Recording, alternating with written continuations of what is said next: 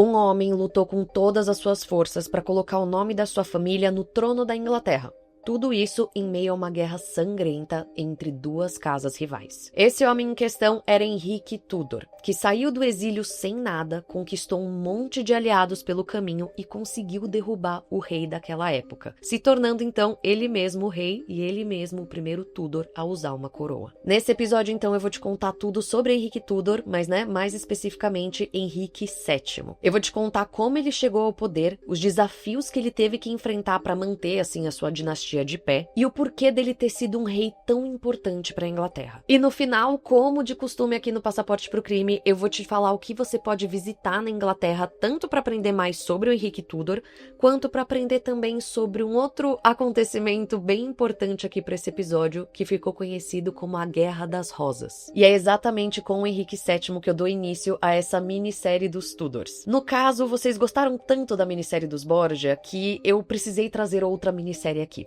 E eu confesso que eu tinha ficado em dúvida de qual família trazer depois, né? Porque digamos que tem várias famílias que eu poderia falar sobre. Só que vocês começaram a me pedir especificamente um personagem, e esse personagem tá envolvido aqui nos Tudors tudo.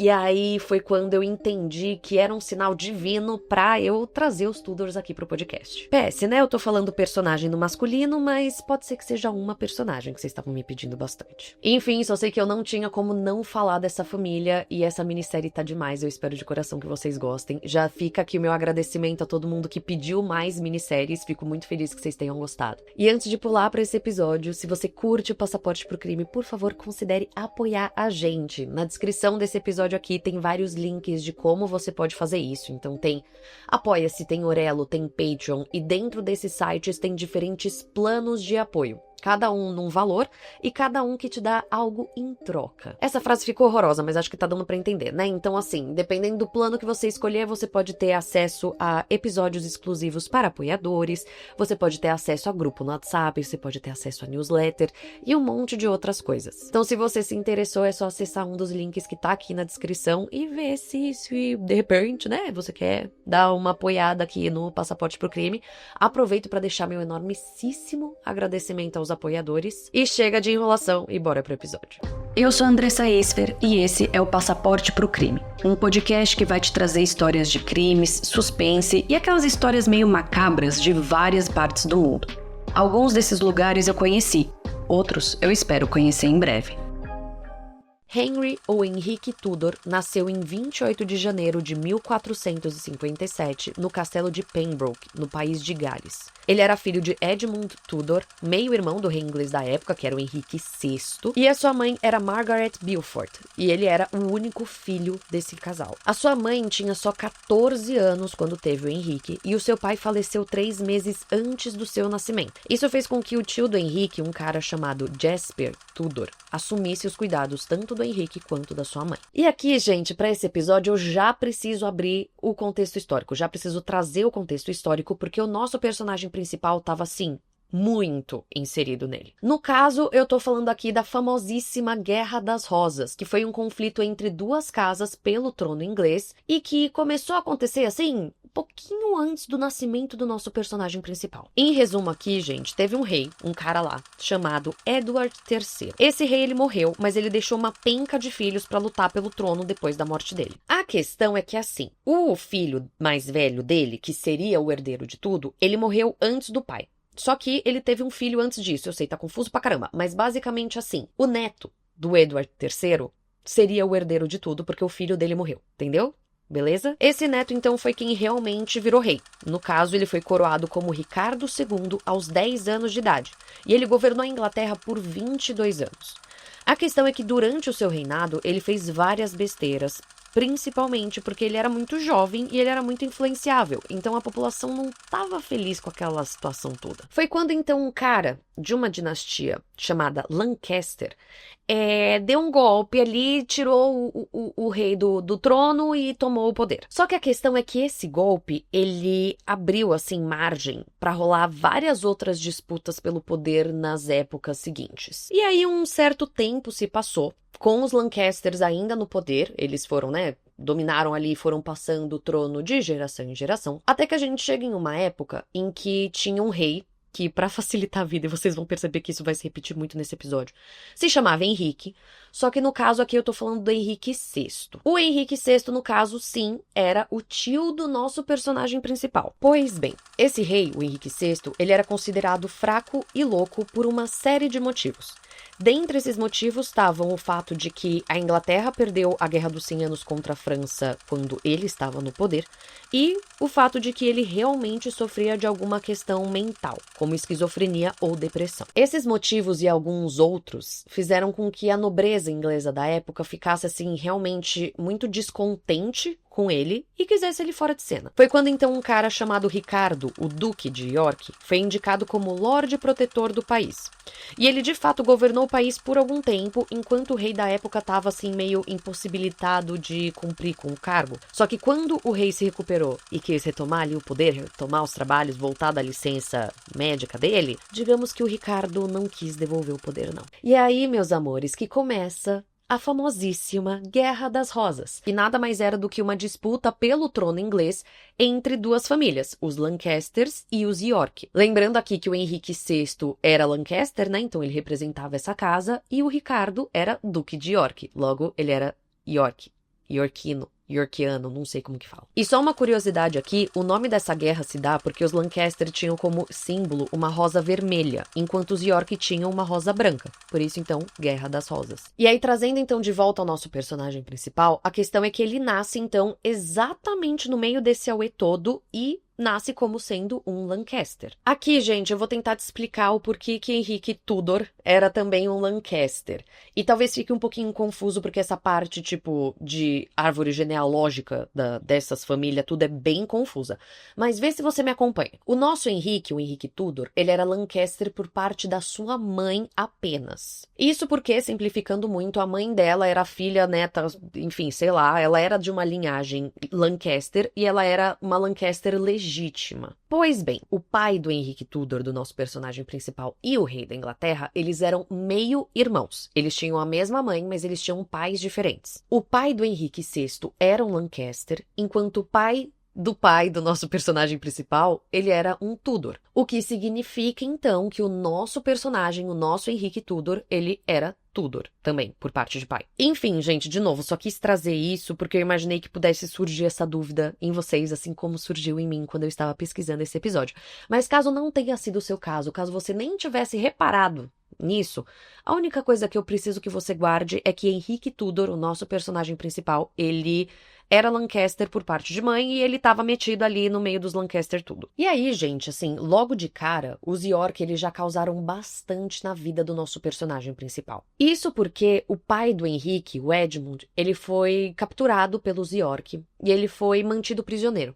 E a questão é que ele adoeceu enquanto ele estava na prisão e ele acabou falecendo. E não só isso, mas em 1461, os York passaram a perseguir os Lancasters. E aí isso fez com que o tio do nosso personagem principal pegasse o nosso personagem principal e a mãe dele e precisasse fugir. Eles foram então para o país de Gales, ali no castelo onde o Henrique tinha nascido. E eles ficaram lá, escondidos por um bom tempo, só que eles real tinham muito medo dos York capturarem eles, né? Até porque nessa altura do campeonato aqui, né, depois de já um tempo passado e tudo mais, os York estavam muito fortes. E mais 10 anos se passaram nisso, até que em 1471 os Lancaster sofreram assim uma derrota definitiva. Nesse ano em questão, rola a Batalha de Tewkesbury, onde o filho do Henrique VI, o herdeiro do trono, é assassinado. Depois, o próprio Henrique VI morre na Torre de Londres, e com isso não tem mais nenhum herdeiro Lancaster legítimo. Só o Henrique Tudor. E é quando, então, o tio do nosso personagem principal, né, que tava tomando conta do nosso personagem principal e da mãe dele, se olha no espelho e fala, eita Kenga, já era, ferrou, F-U-D-U, tipo, rodamos. Então ele pega o sobrinho e ele foge de novo, dessa vez pro Ducado da Bretanha. No Ducado da Bretanha, os dois eles estavam protegidos exatamente pelo Duque. Só que assim, eu preciso te contar que o Duque, ele tava sofrendo uma pressão muito grande pra entregar o Henrique. Mas mesmo com toda essa pressão, o Duque da Bretanha não entregou ninguém. E o Henrique e o tio dele moraram lá em exílio por 13 anos. E exatamente então nesses 13 anos, o Henrique, ele aprendeu francês, táticas políticas e diplomacia. Exatamente porque né, estavam preparando ele ali pra quem sabe um dia, eventualmente, ele, né, virasse rei e tal. E de fato, é só uma questão de tempo até ele realmente precisar colocar esses aprendizados em prática. Isso porque, gente, em 1483, os York, eles começam a passar por umas tretas internas, assim, que faz com que a casa, ela dê uma enfraquecida. O que aconteceu foi que o então rei York, ele morreu, assim, do mais absoluto nada, e ele passou o trono pro filho dele, que era uma criança. Por conta disso, o irmão do rei falecido virou Lorde Protetor da Inglaterra. E dentre as responsabilidades dele estava exatamente cuidar do seu sobrinho, que iria se tornar rei assim que ele tivesse idade para governar. Só que esse irmão do rei, digamos que ele era um cara, assim, um pouquinho ambicioso. Um carinha que, tipo assim, queria o poder pra ele. E pra conseguir o poder, ele sabia que ele precisava se livrar dos herdeiros. Herdeiros, no plural esses, que eram exatamente o seu sobrinho, a quem ele protegia como Lorde Protetor, e o irmão dele, o seu outro sobrinho. Então, o que ele fez foi mandar prender as duas crianças. E assim, gente, essa história ela fica um pouquinho mais macabra, porque, no caso, essas duas crianças desapareceram misteriosamente. E aí reza a lenda de que esse tio aí, ele mandou matar os dois sobrinhos exatamente para poder ficar com poder. Mas eu preciso te dizer que não existem provas concretas de absolutamente nada disso, tá? Só o que se sabe é que os sobrinhos desapareceram misteriosamente. Seja como for, fato é que o rei, então, ele foi nomeado como Rei Ricardo III. Mas digamos que a reputação dele já tinha sido completamente manchada exatamente por essa história com os sobrinhos. Aqui, gente, eu preciso ser muito honesta e trazer pra vocês que historiadores e pesquisadores questionam se o Ricardo III realmente foi esse monstro que todo mundo fala que ele é. Isso porque existe uma teoria de que, quem sabe, de repente, assim, essa imagem toda super negativa foi criada exatamente pelos seus inimigos, tipo numa propaganda, assim. E a efeitos de curiosidade, o Shakespeare, sim, Shakespeare, também teria tido uma participação muito grande nessa difamação de Ricardo III. Mas, enfim, coloca um pinzinho nessa ideia que no final do episódio eu vou retomar. Mas tá. Fato é que, assim, gente, tanto a nobreza quanto o povo da Inglaterra, de fato, ficou, assim, meio com um pé atrás com esse novo rei Ricardo III, exatamente por conta desse mistério no entorno do sumiço dos herdeiros. Então, por conta disso, digamos que um outro nomezinho começou a surgir ali na esquina, como um herdeiro legítimo que, de repente, poderia tomar o poder e ser o novo rei da Inglaterra e tudo mais. E esse nominho era Henrique Tudor. E então, Henrique Tudor, o nosso personagem principal, ele aparece e ele decide lutar pelo poder. Logo em 1483, o Henrique Tudor, ele recebe um pedido de ajuda para reunir, assim, a galera apoiadora dos Lancasters para ajudar numa rebelião que estava acontecendo na Inglaterra. Mas digamos que, assim, essa batalha aí, ela foi frustrada bem rapidinho. É quando o Henrique, então, ele percebe que ele precisa unir mais forças e que para conseguir fazer isso, ele precisava conquistar iorquistas que já estavam, assim, meio não gostando muito do Ricardo III. Ele promete, então, que caso virasse rei da Inglaterra, ele se casaria com Elizabeth de York para acabar de uma vez por todas com essa Guerra das Rosas e unir as duas casas. E não só isso, mas ele decide conversar também com a França, já que digamos que o Ricardo III tinha deixado assim escapulir que ele tinha como meta invadir a França em algum momento. E então, agora sim, Henrique Tudor tinha o apoio que ele precisava para ir para cima. Ele desembarca então no país de Gales com tropas francesas e apoio de nobres dissidentes, isso em 1485. E ele começa a marchar, assim, pela Inglaterra, juntando mais e mais apoiadores. Até que ele decide que ele já tinha o suficiente e ele vai ao encontro das tropas de Ricardo III. Começa, então, a Batalha de Bosworth, onde alguns aliados do Ricardo III se viram contra ele durante a batalha e lutam ao lado de Henrique Tudor. O Ricardo III, então, é morto em campo de batalha, sendo inclusive o último rei inglês a morrer em combate, e o Henrique Tudor sobe ao trono. Henrique Tudor é coroado Henrique VII, então, e logo no ano seguinte ele cumpre com a promessa de se casar com Elizabeth de York. E então ele sela finalmente a paz entre as casas York e Lancaster. Só que não só isso. Com esse casamento, ele dá origem à dinastia Tudor, que é representada por uma rosa também, a chamada Rosa Tudor, que é vermelha por fora e branca por dentro, representando então exatamente as famílias Lancaster e York, respectivamente. E meu povo, se não fosse por Henrique VII, a gente não teria essa minissérie aqui, porque foi ele que realmente, assim, deu o start na dinastia Tudor. E aí você deve estar se perguntando, tipo, ai, que legal, acabou, fim de episódio, por que tem mais 40 minutos de episódio? Porque, gente, se você pensou que o final era feliz, que tava tudo lindo, maravilhoso, você tá muito enganado, entendeu? Porque, no caso, os anos ali do reinado de Henrique VII, eles foram bastante turbulentos. Mas, enfim, né, vamos por partes. No quesito profissional da parada, por mais que, assim, o casamento dele com a Elizabeth de York tivesse realmente selado a paz entre as casas Lancaster e York, digamos que isso não era um consenso, não era todo mundo que estava feliz, no caso, né, falando dos York, né? Não eram todos os York que estavam felizes com aquilo e a vida estava linda e mil maravilhas. Eu digo que muitos York, principalmente, não ficaram felizes com essa tomada do poder, porque exatamente com esse novo governo, muitos yorkistas super influentes foram destituídos dos seus cargos. Então, digamos que eles não ficaram muito felizes, não. E não só isso, esses yorkistas revoltados aí, eles tinham como aliada a irmã de Ricardo III, que era uma mulher chamada Margarida de York, que por sua vez tinha um certo apoio internacional também. Então, digamos que, num geral, assim, o reinado do Henrique VII, ele foi muito marcado por conspirações e por muito medo, exatamente nesse âmbito, né? Medo ali de rolar um golpe, de rolar alguma coisa assim. E, de fato, logo de cara, rolaram algumas revoltas contra Henrique VII. É o caso, por exemplo, das revoltas de Lovell e Stafford, em 1486, e a Batalha de Stokefield, em 1487, onde o Henrique VII derrotou um cara chamado Lambert Simnel, que era um impostor que se passava por herdeiro York e que teve ali o apoio de alguns aliados de Henrique VII. Sim, você ouviu direito, do tipo assim, alguns aliados do Henrique VII começaram a apoiar o cara que queria derrubar o Henrique VII.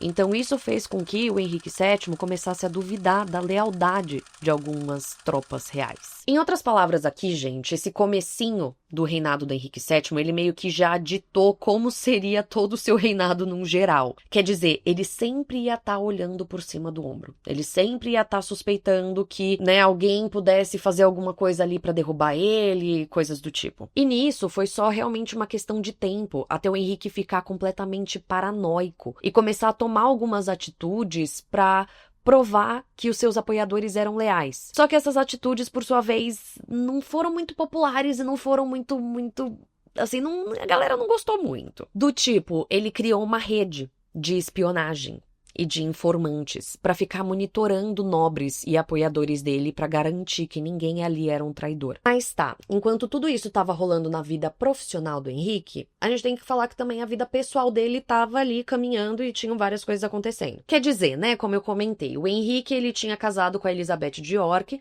e assim, logo de cara eles já começaram a ter filhos e muitas coisas aconteceram na vida pessoal dos dois. E aqui, gente, há quem diga que apesar de ter sido um casamento político, obviamente, tipo, a ideia era selar a paz na Inglaterra, os dois eles se gostavam muito, então é um desses raros casos de casamento por amor nessa época. E raros casos ficou uma coisa meio poética, né? Mas tudo bem, vocês entenderam. Mas enfim, quis trazer isso por pura curiosidade, mas porque eu achei fofinho que os dois se amavam. Mas tá. Eles tiveram o primeiro filho, o Arthur, príncipe de Gales, em setembro de 1486, ou seja, só 8 meses depois deles se casarem. E no meio do auê todo das rebeliões que eu te contei. O Arthur, gente, logo de cara ele foi visto assim como uma bênção, assim, sabe? Porque era o herdeiro de tudo e ele tinha nascido logo depois do casamento dos pais. Então, assim, melhor do que isso, impossível. Então, o Arthur, ele foi, assim, cuidadosamente educado e todos os seus passos foram super planejados. Afinal de contas, a gente tá falando aqui do herdeiro do trono, né? Tudo isso, claro, precisamos lembrar, enquanto o pai dele, o nosso personagem principal, Henrique VII, lutava pra conseguir manter o trono na família. E aí, depois, outros 2 filhos nasceram, Margaret Tudor e Henry Tudor, em 1489 e 1491, respectivamente. E é também em 1491 que o Henrique Tudor, ele vê assim a maior ameaça do seu reinado se aproximando. Um cara chamado Perkin Warbeck, um yorkista treinado pela irmã do falecido rei Ricardo III para personificar o cara e tomar o poder em seu nome. E a questão é que o Warbeck, ele, assim, conseguiu conquistar um apoio externo, internacional, assim, super forte como, por exemplo, a França, a Áustria, a Escócia e por aí vai. Tudo isso, então, gente, fez com que o Warbeck, ele realmente, assim, fosse muito forte e ele conseguisse invadir a Inglaterra 3 vezes. Até que, finalmente, ele foi capturado e executado. Mas ele foi ser capturado, executado e tudo mais em 1499. Então, entre 1491 e 1499, o Henrique Tudor, ele tava vivendo, assim, um verdadeiro pesadelo, tentando principalmente conquistar o apoio da França e da Escócia, que estavam apoiando o Warbeck. E, de fato, assim, ele conseguiu até firmar alguns tratados com um país ali, um país aqui, ele conseguiu contornar um pouco essa situação. Tudo isso, claro, enquanto ele envolvia os seus 3 filhos na vida da corte, e ele também teve mais 2 filhas, tudo com a Elizabeth de York. As filhas eram uma nova Elizabeth, nascida em 1492, e Mary, nascida em 1496. E aí, gente, a vida profissional do nosso personagem principal também começou a dar bastante problema. Isso porque o Henrique, ele passa a ter, assim, várias perdas muito importantes da sua família no meio disso tudo. Quer dizer, você lembra da filha Elizabeth, nascida em 1492, que eu comentei agorinha que ela tinha nascido? Pois bem, ela morre aos 3 anos de idade de causas desconhecidas. Ninguém sabe se foi um acidente ou se foi alguma doença. Já em 1499, mesmo ano em que o Warbeck é capturado, executado e tudo mais, nasce o 6º filho do casal, né, do Henrique com a Elizabeth de York. Era um menino chamado Edmund, que era o Duque de Somerset, só que ele morre meses depois do nascimento. Essas 2 perdas abalaram muito o Henrique. Assim, ele realmente se viu muito sem chão com a morte dos filhos, tanto que ele fez um baita de um túmulo e um baita de funeral pros filhos, aquela coisa toda. Aqui, gente, eu preciso contar, inclusive, assim, a efeitos de curiosidade, que uma coisa que é consenso entre os historiadores e afins é o carinho e o cuidado que o Henrique tinha com a sua esposa e os seus filhos. Todos os relatos da época falam como o Henrique era um rei reservado, que pouco se expunha, mas quando o assunto era sua família, ele de fato se preocupava com o bem-estar de todos. E quando ele passou por essas perdas que eu comentei, ele foi visto extremamente abalado aqui e ali. E caso você esteja vendo a versão em vídeo do podcast, essa imagem que eu coloquei é de toda a família Tudor, os homens à esquerda e as mulheres à direita, incluindo os filhos que acabaram falecendo. Mas tá, né, mesmo super abalado com a perda dos seus filhos, o Henrique, ele precisava continuar fazendo politicagem. Tanto que em 1501, ou seja, pouquíssimo tempo depois da morte de Edmund, o Henrique VII casa o seu primogênito, o Arthur, com Catarina de Aragão, da Espanha. Sendo bem honesta aqui, gente, o acordo de casar o Arthur com a Catarina tinha sido firmado anos e anos antes, quando o Arthur tinha 3 anos de idade só.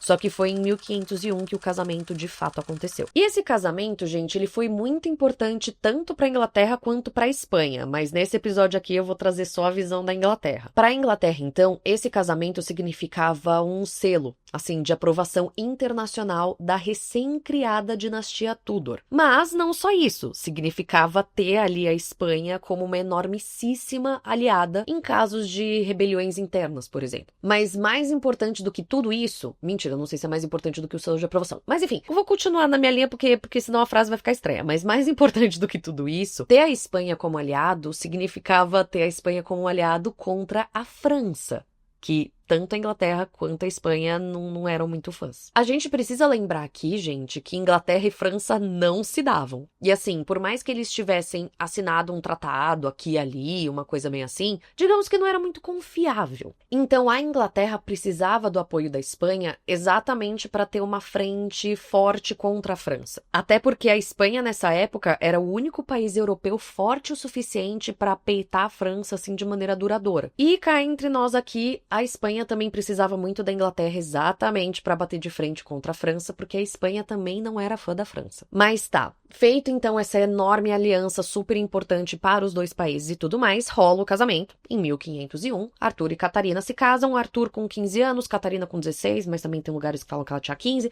Enfim, os 2 ali com seus 15 aninhos, e tava tudo lindo, tava tudo certo. Quer dizer, né, os 2 países estavam aliados, o Henrique continuava lutando lá para conseguir manter a dinastia de pé, e assim, a vida foi seguindo. Até que, em 1502, o Arthur morre. Sim, gente, o primogênito que tinha acabado de casar com Catarina de Aragão, ele morre do mais absoluto nada. E do mais absoluto nada meses depois do casamento, tá? Assim, não se sabe ao certo do que o Arthur morreu.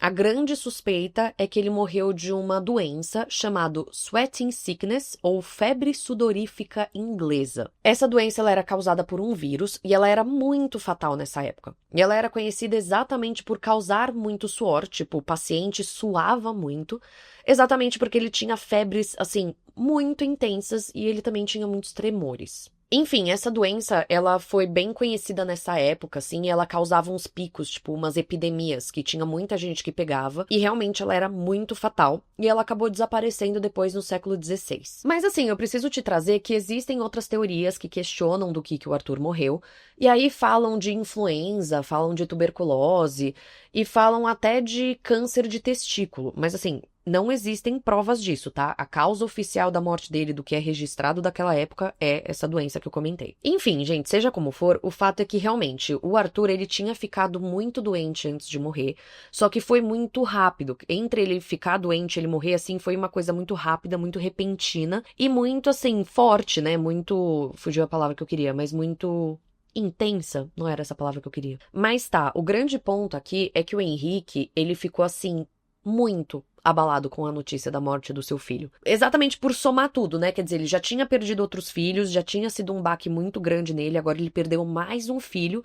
E não só isso, a gente tá falando do primogênito, a gente tá falando do herdeiro de tudo. Então, a morte do Arthur traz também um monte de coisas que o Henrique precisa resolver e solucionar, sabe? E eu adorei que eu fui no improviso da frase, aí eu falei, resolver e solucionar, mas deu pra entender, né, gente? Tipo, tinha uma série de coisas que ele precisava se preocupar, era a palavra que eu queria, se preocupar e resolver. E aí, no meio disso tudo, né, quer dizer, com o Henrique passando pelo luto dele e tendo que resolver as questões do primogênito ter falecido e tudo mais, a esposa dele, a Elizabeth, ela engravida de novo, mais uma vez. E aí, no comecinho de 1503, ela dá à luz a 7ª filha do casal, Catherine. A questão, gente, é que tanto a Catherine, a filha, quanto a Elizabeth, a mãe, elas morrem, assim, pouquíssimo tempo depois do parto, exatamente por complicações durante o processo. E aí, gente, esse daí foi o golpe, assim... Eu não vou falar golpe final, porque, enfim, né, a vida seguiu depois disso, mas o Henrique se viu, assim, completamente abalado. Eu pesquisei bastante, né, sobre esse caso e eu li em muitos lugares que existem relatos ou registros da época que falam como ele ficou quebrado. E, enfim, me chamou muita atenção essa palavra, mas eu consigo imaginar, né, tipo, um monte de perda uma em seguida da outra e, enfim. Mas fato é que esses registros falam que o Henrique, ele se isolou completamente depois da morte da esposa, né, quer dizer, da esposa e da filha que tinha acabado de nascer. Então, assim, que ele se isolou completamente, que ele recusou visitas, mas, eventualmente, ele precisou sair disso porque ele precisava continuar fazendo politicagem para manter os Tudors no poder. Foi quando, então, ele decidiu dar um passo, assim, na política externa dele, vamos dizer assim, e ele decidiu enviar a Margaret, a sua filha, para Escócia. O objetivo era fazer com que a Margaret se casasse com o rei da Escócia, que era o James IV, garantindo ali uma boa relação entre os dois reinos. E, enfim, é exatamente isso que acontece, sendo que o casamento é oficializado também em 1503. E não só isso, é também em 1503 que o Henrique, ele retoma aquela ideia antiga não, mas que tinha passado pela cabeça dele de se unir à Espanha. Pois bem, ele decide casar o seu filho Henry, o segundo da linha de sucessão, o segundo filho homem, com Catarina de Aragão. Sim, gente, Catarina de Aragão, viúva do primogênito dele, do Arthur. Porque é isso, né? Como eu comentei, o primogênito morreu, ele era o herdeiro de tudo, e agora o Henrique, ele precisava mexer os pauzinhos tudo pra colocar o seu filho Henry, e eu vou ficar falando Henry aqui pra gente diferenciar pai e filho, porque senão vai dar um nó na minha cabeça. Mas pra colocar o Henry, que era o segundo filho homem dele, no centro de tudo. Afinal de contas, agora o Henry que era o herdeiro. A questão, gente, é que é assim. A Catarina se casou com o Arthur. Correto? Correto. E eles alegaram que eles tinham consumado o casamento, se é que você me entende. E aí, esse fato impediria o Henry de se casar com a Catarina, tornaria esse casamento ilegal, porque existia uma lei naquela época que dizia que um homem, ele não poderia se casar com a viúva do seu irmão caso o casamento tivesse sido consumado, que era exatamente onde a gente se encontrava aqui no meio, né? Eu adoro que eu falei a gente como se eu estivesse lá também, mas você entendeu o que eu quis dizer. Então aí, gente, depois da morte do Arthur e tudo mais, começou um bafafá enorme. bafafá enorme das famílias falando não foi consumado casamento, nada. Exatamente para conseguir manter de pé o plano de casar o Henry com a Catarina, né? E não só isso, gente. Rolou, assim, uma série de tretas absurdas na vida dos envolvidos ali, que fez com que o Henrique VII, nosso personagem principal, ele ficasse com um pezinho um pouquinho atrás de, tipo, firmar essa aliança com a Espanha. Ele ficou um pouquinho na dúvida. E eu poderia me aprofundar mais nisso, confesso.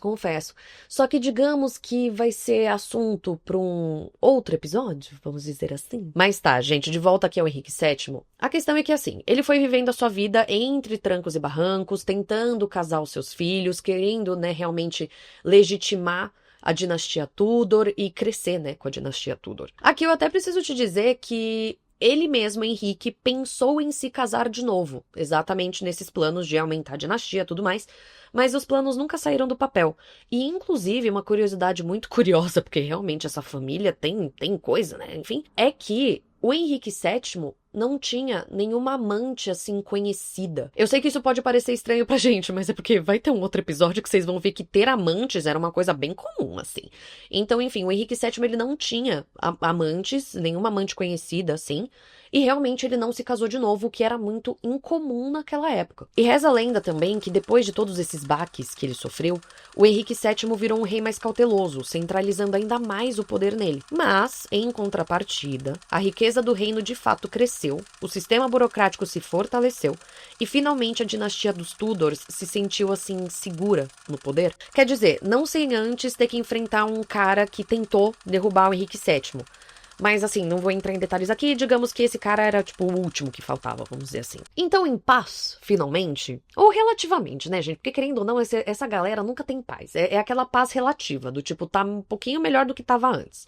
Mas, enfim, nessa paz relativa aí, digamos que o Henrique VII, ele foi vivendo a sua vida, até que chegou em 1507. Nesse ano em questão, o Henrique VII, ele começa a sofrer de tosses crônicas, perda de peso e fraqueza, assim, progressiva, que eram sintomas claríssimos de tuberculose. E ele passou 2 anos assim, vendo a sua saúde piorar dia após dia, até que no dia 21 de abril de 1509, o Henrique VII, ele morre no seu palácio de Richmond aos 52 anos de idade. A sua morte, ela levou uns dias para ser anunciada, tá? Então, enfim, eu trouxe que foi no dia 21 de abril, mas há quem diga que foi no dia 23 de abril, exatamente porque demoraram para anunciar a morte dele, exatamente porque estavam cuidando da sucessão do trono. Seja como for, o fato é que o Henrique VII estava morto e ele foi enterrado em uma capela que ele tinha encomendado na abadia de Westminster, ao lado ali da sua esposa Elizabeth. E quem assumiu o trono no seu lugar foi o seu segundo filho homem,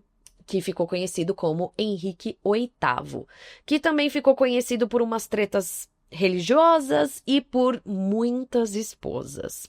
Mas tudo bem, isso daí é assunto pro próximo episódio. E com isso, meus amores, eu encerro a história do episódio de hoje. História essa que inaugura a história dos Tudors.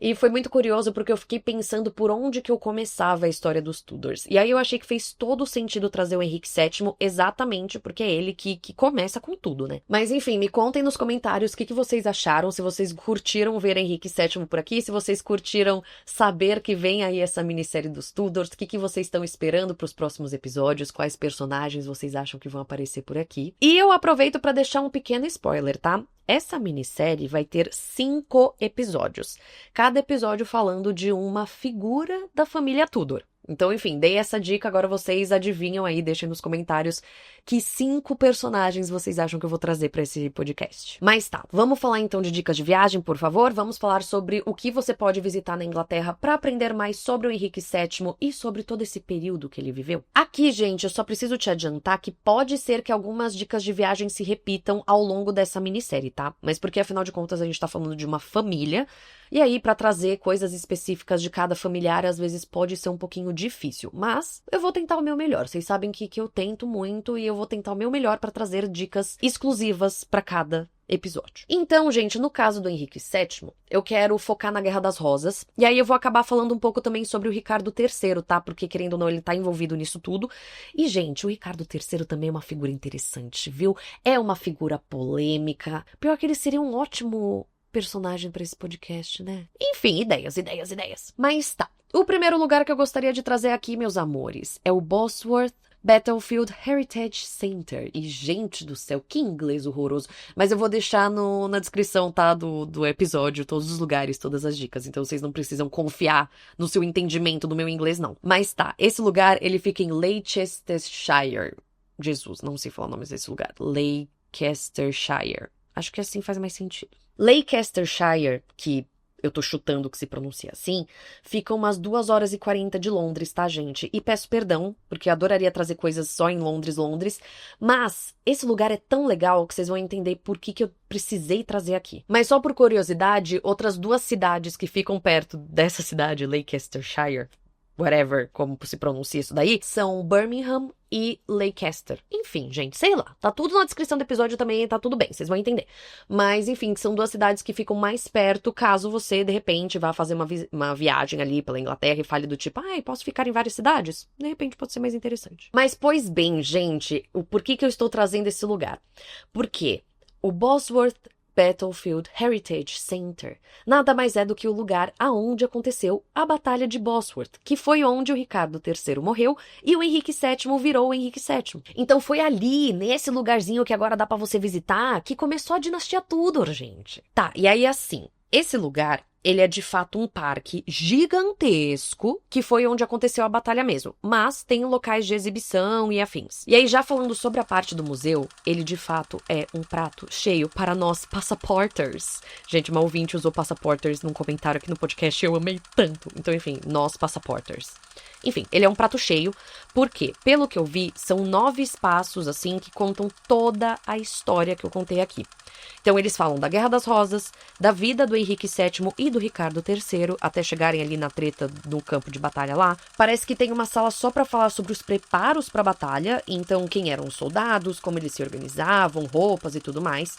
Parece também que tem uma sala pra falar só da batalha em si, outra pra falar do pós-guerra e outra falando só sobre os Tudors. E isso, gente, você percebeu que assim, eu falei que eram 9 salas, eu deixei algumas de lado, mas assim, é muita coisa pra ver. E uma coisa que eu achei muito interessante desse lugar é que sim, questiona se o Ricardo III foi tão malvado assim. Eu comentei isso lá no comecinho do episódio, mas realmente, gente, ao se falar de Ricardo III, existe muito esse debate de se ele foi tudo isso que falaram ou não. Exatamente porque existe a suspeita de que ele tenha sido vítima de uma difamação, assim, brabíssima por parte dos seus inimigos e por parte do Shakespeare também. Então, nesse museu específico, gente, parece que no final da exibição, você tem uma última sala falando sobre os reinados, as mortes e os legados deixados por Ricardo III e por Henrique VII. E não só isso. Parece que você tem um lugar para votar qual dos dois é o seu preferido. Eu achei isso muito legal, mas eu achei muito maluco também. E aí, deixa eu só te falar de coisas mais práticas antes de falar de Shakespeare, porque sim, teremos Shakespeare aqui. A entrada desse museu, gente, ela é paga, tá? E o horário de abertura, fechamento, etc., esse tipo de coisa, ele varia dependendo se é inverno ou verão. Na verdade, sendo justa, é o horário de fechamento que varia, tá? Parece que ele tá sempre aberto às 10 da manhã, mas aí, dependendo, ele fecha ou às 4 ou às 5 da tarde. E outra coisa prática, lá tem um cafezinho. Então, o meu pai, ele estaria salvo, tomando a cervejinha dele lá, enquanto eu estaria explorando absolutamente todas as salas e levaria aproximadamente 180 anos pra explorar tudo. Mas de volta ao café, parece que ele fica num celeiro medieval. Então, eu achei muito legal trazer isso pra vocês, porque, sei lá, acho que dá um ar mais especial, né? Tipo, realmente mais imersivo na parada. E bom, para além do museu, gente, também tem várias atividades e várias coisas que acontecem nesse espaço. O site deles é bem bacana, é super completo, assim, e é super intuitivo de mexer. Então eu te recomendo, caso você mora em Londres ou, tipo, pretenda dar um pulinho lá, o que seja, eu recomendo que você fuce bastante o site deles, porque tem muita informação legal. Ah, e eles têm muita coisa voltada pra criança, tá? Tem uma página só falando das atividades que eles têm pra crianças. Parece, inclusive, que durante as férias de verão eles têm um espaço ali que as crianças podem ir, ficar brincando e tudo mais. Então eu achei, assim, uma experiência muito completa, né? Tipo, pra trazer aqui pra vocês. Inclusive, uma coisa que eu vi que eu achei muito interessante desse lugar é que parece que eles oferecem, assim, walking tours, só que para famílias. Então, do tipo, que o guia vai fazendo algumas atividades com as crianças ao longo do tour. Aí, sobre esses tours guiados, eu fucei lá no site deles e eles têm inúmeras opções de diferentes tours que você pode ali, né, querer explorar e tudo mais. Dentre as opções que estão no site, eu não vi esse family friendly, não. Mas eles deixam um telefone pra você entrar em contato com eles e acho que, né, explicar o que você precisa e tudo mais. E aí acho que eles devem criar tipo, um tour que se adeque à sua família. Digo isso porque, enfim, realmente eles deixam bem no começo, assim, do tipo, você quer fazer um tour guiado? Entre em contato com a gente. E aí depois que tem, tipo, especificados tipos de tours. Então, me pareceu que é meio do tipo, a gente tem essas opções, mas caso você queira algo um pouco mais específico, fala com a gente que a gente dá um jeito. E aí, gente, só antes de encerrar, eu queria falar também do parque, porque querendo ou não, esse museu, ele fica dentro de um parque, né? O parque, no caso, ele tem uma trilha chamada Trilha da Batalha, que tem 2,2 km, assim. E, obviamente, né, a entrada pro parque em si, ela é gratuita. O que você tem que pagar é a entrada do museu. E estacionamento também, se eu não me engano, mas isso me parece um pouquinho óbvio. E aí, gente, aqui eu vou trazer mais curiosidades da minha família, porque vocês adoraram ouvir as coisas da minha família, mas eu consigo ver claramente a minha família se separando em a minha mãe, que adora a natureza, indo explorar a trilha e e ficar tirando foto de todas as flores que ela encontrar pelo caminho, o meu pai no cafezinho tomando uma cerveja, mesmo que fosse 10 horas da manhã, a não ser que não vendesse cerveja às 10 da manhã, porque de férias, e isso eu concordo com ele, qualquer hora é hora de cerveja, e eu estaria que nem uma louca dentro do museu, tirando foto de tudo e lendo tudo e completamente obcecada por absolutamente tudo. E caso a minha irmã estivesse lá também, porque sim, gente, eu tenho uma irmã, mas caso a minha irmã estivesse lá também, ela ia ficar entre nós. Eu acho que ela ficaria no museu comigo por 10 minutos, aí ela ia ficar pé da vida, porque eu ia estar demorando muito, porque eu gosto de ler tudo, aí ela iria encontrar meu pai pra tomar uma cerveja. Eu acho que ela faria isso. Mas tá, gente, só pra finalizar essa dica então, eu vou deixar o nome do lugar e eu vou deixar o link também pro site deles na descrição do episódio pra vocês poderem fuçar.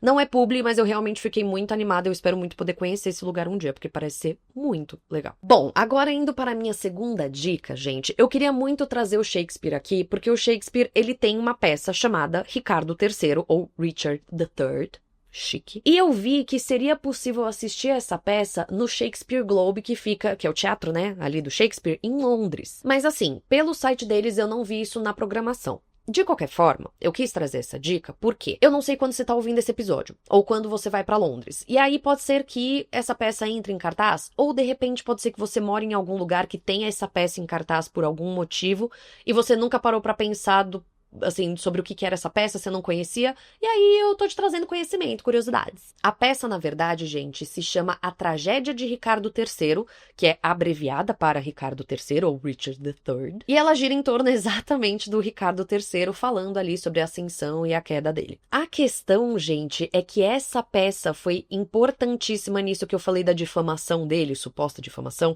porque essa peça retrata o Ricardo III como sendo um monstro. Real, um monstro, assim, manipulador e tudo mais. E mesmo a figura física dele é muito caricata. Mas enfim, por que eu quis trazer essa peça aqui? Porque apesar dela girar no entorno de Ricardo III, querendo ou não, o nosso personagem principal, ele aparece nessa peça.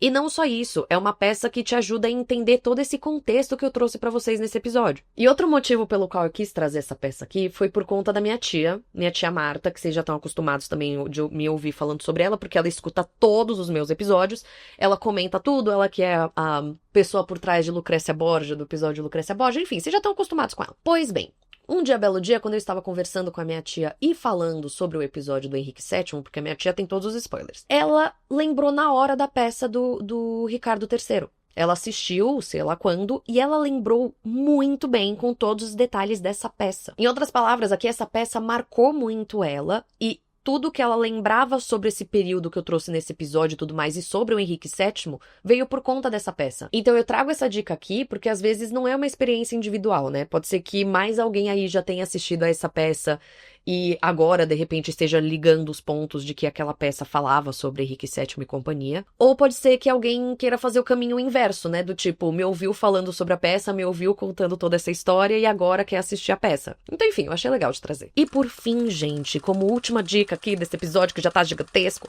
eu não poderia deixar de falar da Abadia de Westminster como um lugar pra se visitar. Isso porque o Henrique VII, ele tá enterrado lá junto da sua esposa, Elizabeth. Isso tudo em uma capela localizada dentro da Abadia. abadia. Essa capela se chama Capela Henrique VII, ou Lady Chapel. No caso, tem um túmulo, assim, enorme, de bronze dourado dele, deitado ao lado da sua esposa, e toda a capela é, tipo, uma verdadeira obra de arte. Sério, é, tipo, muito decorada, assim. Fora que muitos outros reis e rainhas foram enterrados lá, alguns que ainda podem aparecer por aqui, inclusive. Droga, esse seria, assim, o gancho perfeito pra eu encerrar esse episódio, deixar você com suspense de outros reis e rainhas que vão aparecer aqui, mas eu preciso falar de coisas práticas pra visitar a abadia. Pois bem, você precisa comprar ingresso pra visitar, e você precisa selecionar um horário também. Tá? E se eu não me engano, foi lá que eu vi que, tipo assim, eles são bem rígidos com relação ao horário, meio do tipo, chegar antes ou depois não vai mudar nada, se você, assim, você tem que chegar no horário mesmo. Se você chegar antes, você não vai entrar antes, se você chegar depois, você não vai entrar depois. Mas não só isso, parece que também existem tours ali dentro da abadia e,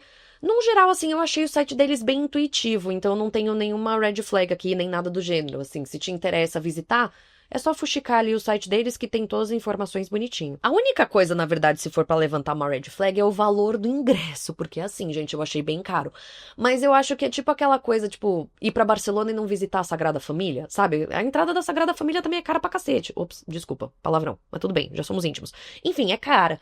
Mas você precisa. Tipo assim, é uma coisa que você vai visitar uma vez bom, você precisa ir. Então, enfim, trago de qualquer forma. Porque é o tipo de coisa que você precisa ir uma vez na vida. Disse a pessoa que foi pra Londres 2 vezes e nunca foi lá. Mas, gente, eu não tinha esse podcast antes, tá? Agora que eu tenho esse podcast, eu tenho muitos lugares que eu preciso ir de novo pra visitar coisas que eu não visitei. E com isso, meus amores, eu encerro o episódio de hoje. O primeiro da minissérie dos Tudors. Gente, tô tão animada pra essa minissérie. Assim, eu tô gravando isso daqui, mas eu já tô com vários roteirinhos prontos e, nossa, gente, que história maluca. E aí eu comecei a ver série, comecei a fazer um monte de coisa pra aprender mais sobre os Tudors e tal. Enfim, temas, cada uma pra um episódio, então tem bastante pano pra manga. Mas eu espero de coração que vocês tenham gostado desse primeiro episódio dessa minissérie. Espero que vocês fiquem animados, assim que nem eu, pra aprender mais sobre os Tudors, que, mano, é muito interessante. E me deixe nos comentários o que vocês acharam, o que vocês esperam dos próximos episódios. Eu amo os comentários de vocês, como vocês sabem, então, enfim, eu tô sempre de olho. E antes de encerrar de vez o episódio, se você curte Passaporte pro Crime, considere apoiar a gente. Na descrição aqui do episódio tem vários links de como você pode fazer isso.